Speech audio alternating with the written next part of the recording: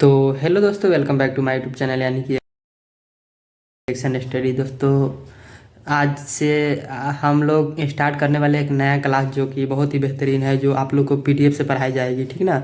तो आप लोग स्टार्ट हो जाइएगा, जुड़ जाइएगा सबसे पहले वीडियो में। ठीक, और जुड़िए और सबसे पहले वीडियो का क्वालिटी बता दीजिए कि क्या वीडियो का क्वालिटी सही है या नहीं है।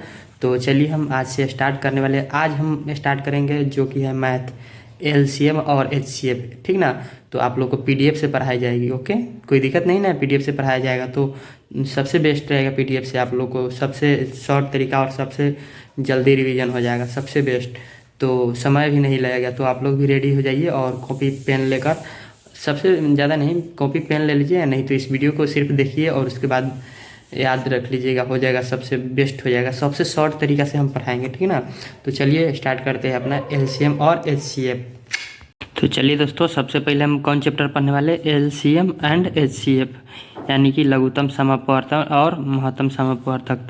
यानी कि एलसीएम का फुल फॉर्म क्या होता है, लिस्ट कॉमन मल्टीपल। ठीक ना। लिस्ट के मतलब लघुत्तम, समान, कॉमन का मतलब समान, उसके बाद मल्टीपल का मतलब गुणज होता है। ठीक, ओके। और एचसीएफ का मतलब क्या होता है, एचसीएफ यानी कि हाईएस्ट, यानी कि हाईएस्ट कॉमन फैक्टर, यानी कि महत्तम समान या गुणनखंड। ठीक ना। तो एलसीएफ और एलसीएम का जो फुल फॉर्म होता है वो आप लोग जानिएगा, और उसका मतलब क्या होता है वो भी आप जान गए, तो चिंता मत करिए। चलिए नेक्स्ट में क्या है वो आपको बतलाने वाले हैं। ठीक ना। देखिए दूसरा है कि दोस्तों मल्टीपल किसे कहते हैं। मल्टीपल यानी कि गुणज, क्या कहते हैं, गुणज। मल्टीपल का मतलब क्या होता है, गुणज होता है। ठीक ना। आपको इससे सबसे बेस्ट रहेगा पेंसिल। ये बताइए तो कमेंट करके क्या है, पेन है या पेंसिल है। कमेंट करिए क्या है, पेंसिल है या पेन है। चलिए स्टार्ट करते हैं। हाँ हाँ, अरे जी पेंसिल है, देख लीजिए, पेन नहीं है, पेंसिल है। ठीक ना। इसको दाब के अंदर घुसा लिया जाता है। चलिए चलिए सबसे पहले मल्टीपल यानी कि गुणज। ठीक ना। गुणज किसे कहते हैं, तो जितना कहे उतना का पहरा, यानी गुणज किसे कहते हैं, जितना का मतलब कहे ना उतना का पहरा। सबसे शॉर्ट नोट्स है दोस्तों, समझ में भी आएगा और याद भी रहेगा। जितना कहे, जितना अंक कहे, यानी कि आपको 4 अंक कहे, 5 अंक कहे। चलिए इस कॉपी पे लेके चलते हैं। यानी कि आपको कहे कितना, 4 का गुणज। नहीं दिख रहा है, रुक जाइए एक सेकंड दोस्तों। कहेगा 4 का गुणज, तो 4 का गुणज क्या होता है, 4 का 4, 4 के पहाड़ा पढ़ते चल जाइएगा। ठीक ना। 4 का 4 8, 4 3 12, 4 4 16, 4 5 20, ऐसे ये करके ये अनगिनत होता है। कितना होता है, अनगिनत। ठीक ना। तो कितना, अनगिनत। ऐसे ही करके आपको 8 का गुणज कहेगा, तो 8 का गुणज लीजिएगा। 8 का 8 16, 8 3 24, 8 चौका 32, 8 5 40। ठीक ना। ऐसे ही करके इसका भी अनगिनत होता है। मतलब इसके मतलब एग्जाम्पल में हो गया ईटीसी, यानी कि एग्जाम्पल में हो गया, एग्जाम्पल में हो गया। ठीक। और इसी प्रकार के मतलब बहुत सारा आप कुछ भी संख्या के कर सकते हैं। 9 के भी गुणज कर सकते हैं, 10 के भी गुणज कर सकते हैं, 12 के भी गुणज कर सकते हैं। आप लोग इस सब का गुणज करके बतलाइए तो 9 का गुणज क्या होगा आप लोग बताइए तो। देखिए 9 का गुणज होगा, 9 का 9, 9 दूना 18, 9 3 27, 9 3 27, 9 चौका 36, 9 5 9 चौका 36, 9 5 45, 9 6 54। ऐसे ही करके सब अनगिनत तक होगा गुणज। ठीक ना।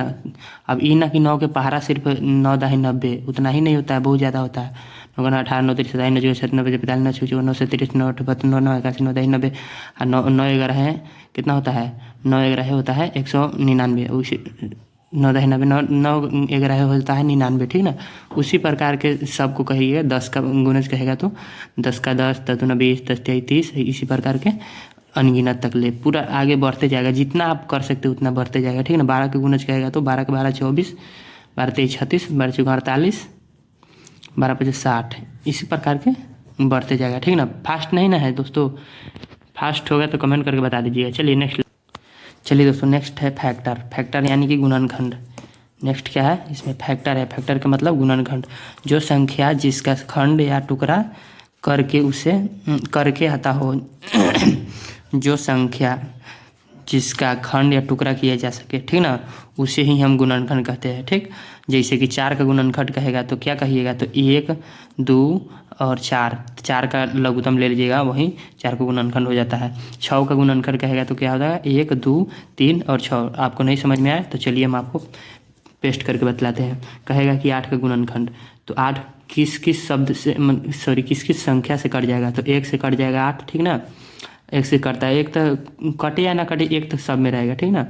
1 से कट जाएगा, 2 से कट जाएगा, 2 से भाग लग जाएगा, ठीक ना, 4 से भाग लग जाएगा, 8 से भी भाग लग जाएगा, इसीलिए इसका गुणनखंड कितना हो गया, 4 हो गया। कौन कौन, 1 2 3 4, 4 हो गया ना, 1 2 4 और 8, ये हो गया इसका गुणनखंड। उसी प्रकार के कहेगा दोस्तों 50 का 28 का अथी मतलब कहिए तो गुणनखंड, यानी कि फैक्टर निकालिए तो 28 का फैक्टर, तो 28 का फैक्टर 1 2 3 से कटने वाला है कि नहीं, देखिए तो 3 नहीं कटेगा। 4 से कटने वाला है कि नहीं, 4 से, तो 4 से देखिए तो 4 6 24 4 7 28, 4 से कट जाएगा। 5 से कटने वाला है नहीं, 6 से कट जाएगा, 6 6 24 6 5 30 नहीं कटेगा। 7 से कट जाएगा, 7 6 28 कट जाएगा, ठीक। 8 से कटेगा नहीं कटेगा, 8 28 64 सॉरी 8 8 16 8 24 8 से भी नहीं कटेगा, ठीक। 9 से कटेगा, 9 9 18 9 23 27 नहीं कटेगा। 10 से कटेगा नहीं कटेगा। अब एक बैग डायरेक्ट है 14 से कटने वाला है, उसके बाद डायरेक्ट है 28 से कटने वाला है, इसीलिए इसका गुणनखंड कितना हो गया, यानी कि फैक्टर 1 2 3 4 5 6, इसका फैक्टर कितना हो गया, फैक्टर हो गया इसका 6, ठीक ना। चलिए नेक्स्ट लेके चलते हैं, तो आपको समझ में आ गया फैक्टर किसे कहते हैं। देखिए लिस्ट कॉमन मल्टीप्लिकेशन यानी कि एलसीएम, ठीक ना। तो 4 का एलसीएम और 6 का एलसीएम कहेगा, एग्जांपल में देखिए 4 का एलसीएम और 6 का एलसीएम। तो आप लोग इस प्रकार से भी कर सकते हैं और दूसरा प्रकार से भी कर सकते हैं, बतलाते हैं आपको।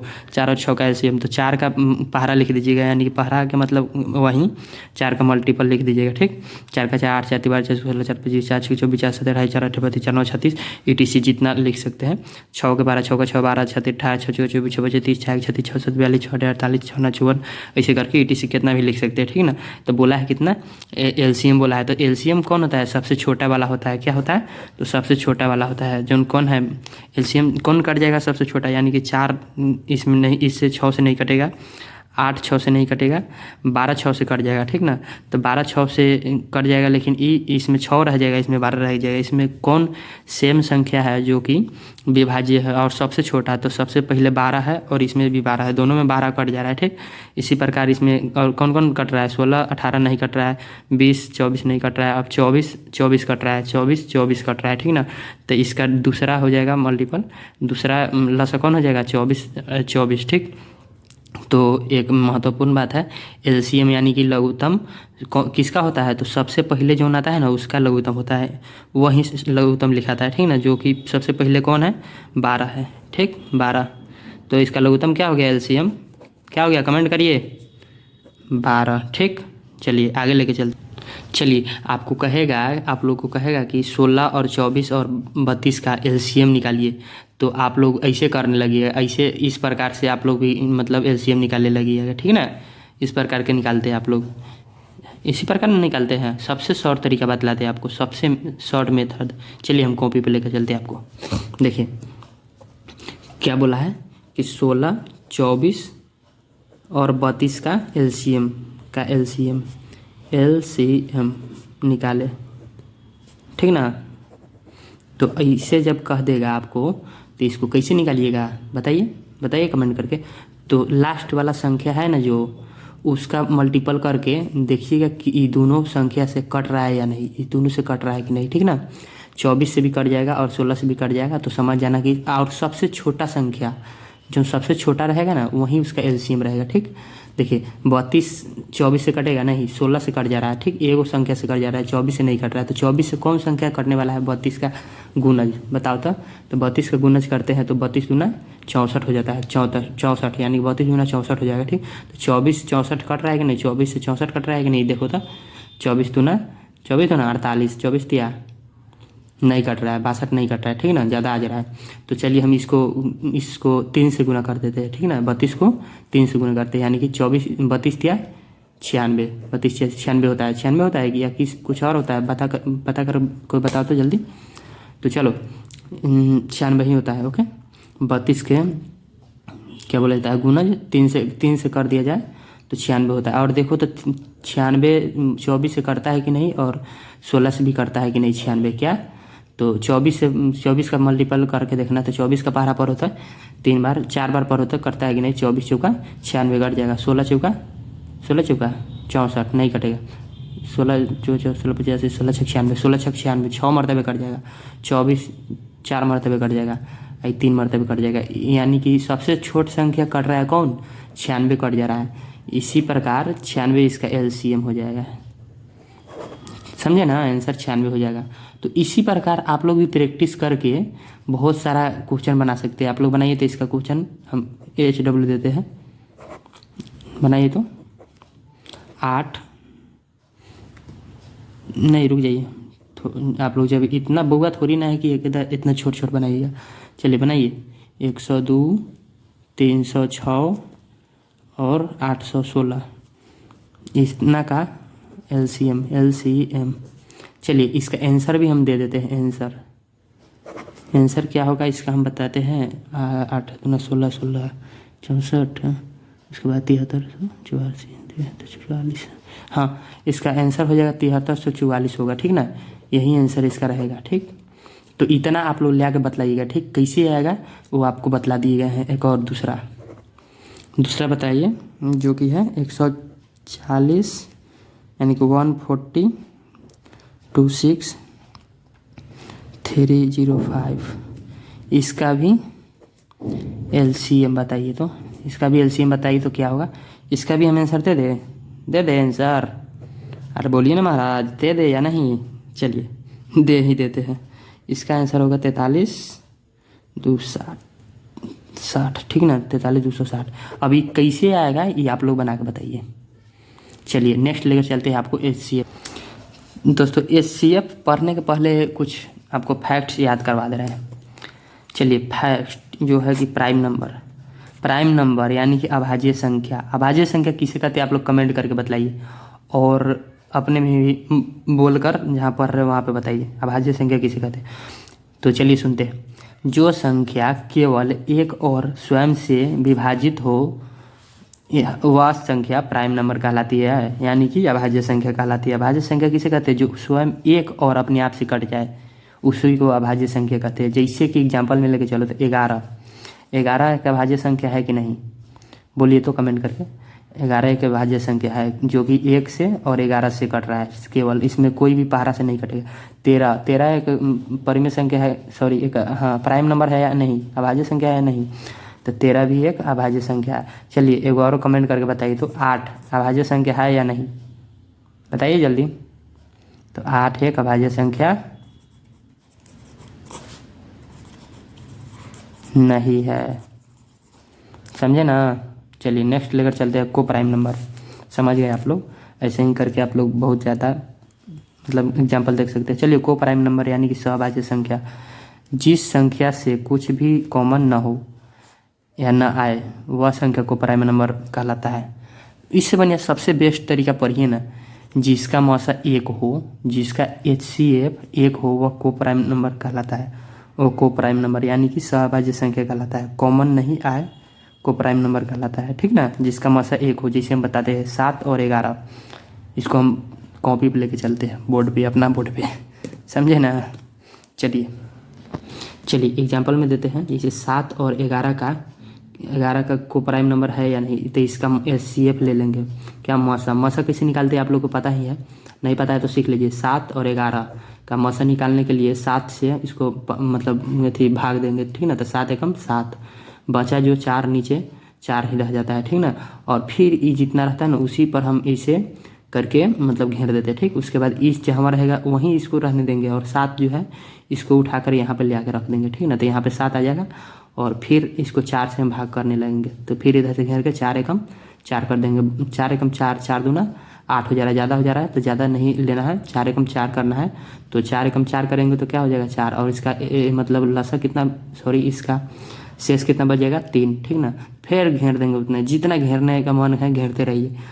मज़ा तो इसी में ना है, जो आपको घेरते रहिए, ठीक ना। तो फिर जो बचा हुआ है इसका शेष जो वहाँ पे आ जाएगा, ठीक। 4 यानी कि फिर 3 से 4 कटाएंगे तो एक मरतबे कटेगा, ठीक ना। तो 3 एकम 3, जो शेष बचा कितना आया, एक है, एक ही ना है शेष, जो शेष बचा ना ये वाला, वहीं इसका HCF होता है, HCF होता है, ठीक ना।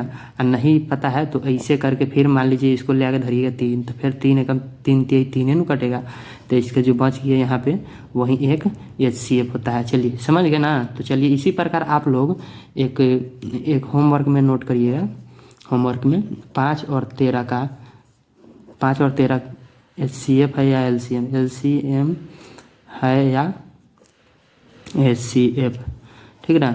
एक नंबर है। और दो नंबर 9 और 15 LCM है या HCF,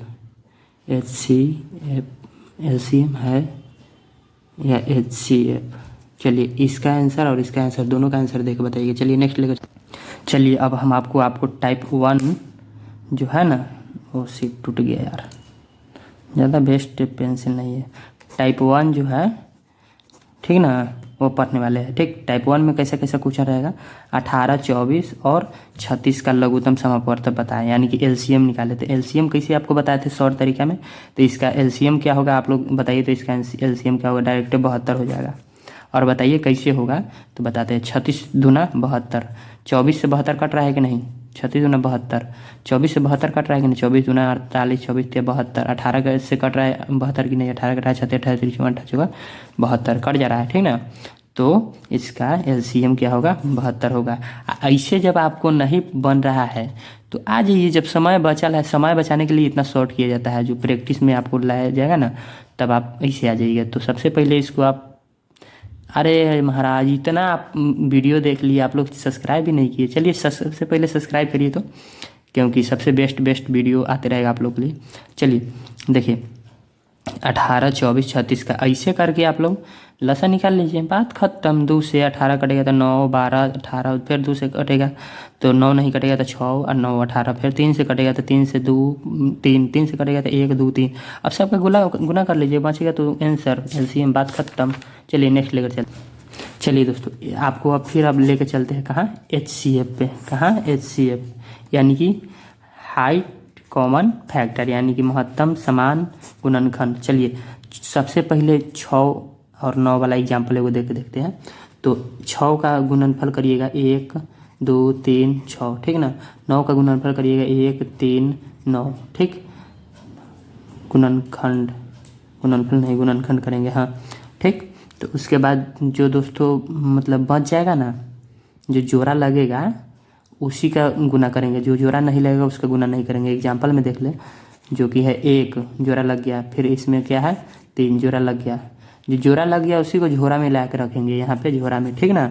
तो चलिए 1 को झोरा में ला के रखेंगे, यानी कि एक बचा, और फिर गुना में लिख देंगे। जो 3 घेरा लग गया, इसको 3 जोड़ा लग गया ना, तो इसको झोरा में ला के रख दीजिए इधर। 3 बराबर कितना हो गया, तो 3 एकम 3 आंसर आपका हो गया। HCF हो गया 3।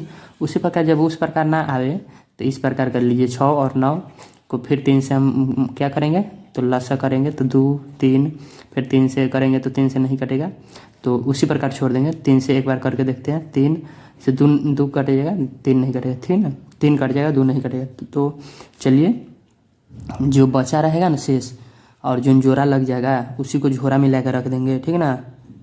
जैसे कि 3 है, ठीक,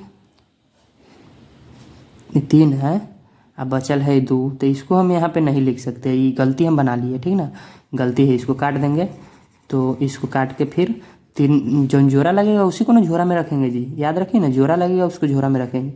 3 का मल्टीपल यानी कि 3 एगो बाहर निकाल देंगे, जैसे कि वर्ग आप लोग सीखे ना, उसी प्रकार के 3 को बाहर निकाल देंगे, तो इसका HCF क्या हो जाएगा, 3 हो जाएगा।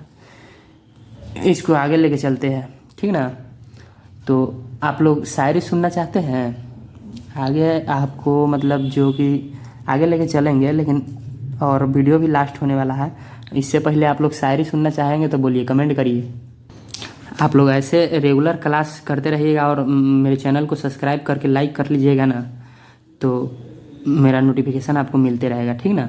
तो सबसे पहले आपको शायरी सुनना है तो लाइक कर लीजिए और कमेंट करिए, शेयर कर लेना अपने दोस्तों के पास, ठीक ना। चलिए स्टार्ट करते हैं। राह देखने, सॉरी स्टार्ट करते, रुक जाइए, भूल रहा है। राह देखेंगे तेरी चाहे जवाने लग जाए, राह देखेंगे तेरी चाहे जवाने लग जाए। अरे राह देखेंगे तेरी चाहे जवाने लग जाए, या तू आओगी या मेरी ठिकाने लग जाए, या तुम आओगी या मेरे ठिकाने लग जाए। अरे वाह वाह बोलो ना जी। चलिए फिर आपको नेक्स्ट डे यानी कि कल नेक्स्ट क्लास में आपको मतलब शायरी सुना दिया जाएगा। तो ये शायरी आपको कैसा लगा तो कमेंट करके बताइए। चलिए लास्ट क्वेश्चन यही है आपका, इसको हम आपको HW यानी कि होमवर्क में दे देते हैं। HW करके लाइएगा, इसका HW कर लीजिएगा, ठीक है ना। देखिए हाँ, नोट कर लीजिए, 84 यानी कि 84 और 126 और क्या है 168 का HCF ज्ञात करें, यानी कि महत्तम समापवर्तक ज्ञात करें।